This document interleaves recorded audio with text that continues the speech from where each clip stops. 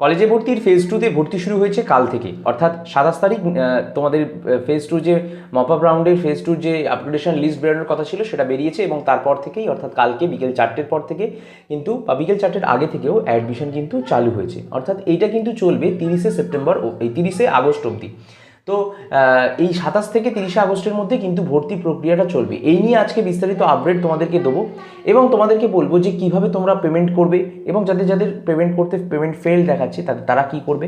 এর পাশাপাশি তোমাদেরকে বলবো যে আরও গুরুত্বপূর্ণ তথ্য, যে ক্লাস শুরু তোমাদের কবে থেকে হবে, এই ভর্তির পর তোমাদের ফিজিক্যাল ভেরিফিকেশান ও ক্লাস শুরু কবে থেকে হবে, এবং এর পাশাপাশি এই ভর্তি শেষ হয়ে গেল রাউন্ড, এরপর আরও কি ভর্তির সুযোগ থাকবে।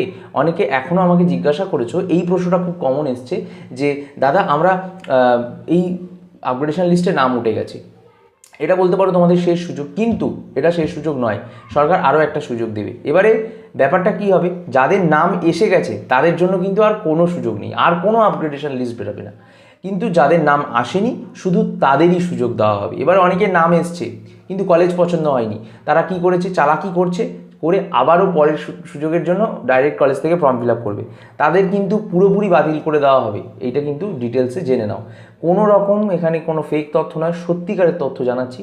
যাদের নাম এসে গেছে তারা ভর্তি হয়ে যাও, 1 নম্বর পয়েন্ট।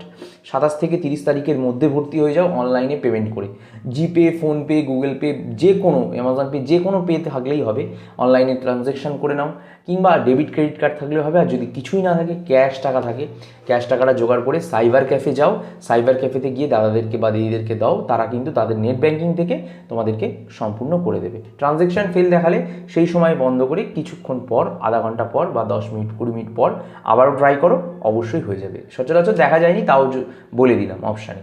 এবার আমি বলি, কালকে আমি একটা ভিডিও ছেড়েছিলাম, এই ভিডিওতে অনেকেই কিন্তু কমেন্ট করেছে, প্রায় 58 জন ব্যক্তি কিন্তু এখানে কমেন্ট করেছে। তার মধ্যে যে কমেন্টগুলো খুব ইম্পর্টেন্ট, একজন বলছে, তার নাম সে নামটা প্রকাশ করছি না, বলছি রিজার্ভেশন সিট, এই যে আমি ভিডিওর নিচে কমেন্টগুলো দেখাচ্ছি, বলছি রিজার্ভেশন সিটগুলো কি যে ফাঁকা পড়ে আছে ওইগুলো কি আজকে আমাদের দেওয়া হবে কি না, যে সিটগুলো ফাঁকা পড়ে আছে সেগুলো আজকে দেওয়া হবে না, সেগুলো আবারও কিন্তু তোমাদের সেপ্টেম্বর মাসে 7 তারিখের পর থেকে আবারও ডাইরেক্ট কলেজের ওয়েবসাইট থেকে অনলাইনে ভর্তি চালু হবে।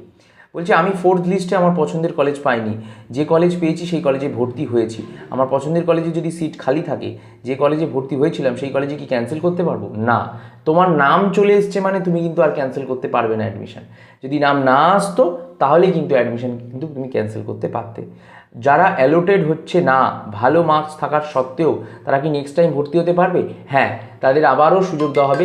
7ই সেপ্টেম্বর থেকে 31শে সেপ্টেম্বর অবধি তারিখ কিন্তু তাদের দেওয়া হবে। এই প্রশ্নগুলো কমন ছিল, এই প্রশ্নগুলো সবাই বেশি বেশি করে করেছে, তাই তোমাদেরকে এই প্রশ্নগুলোর উত্তর দিয়ে দিলাম।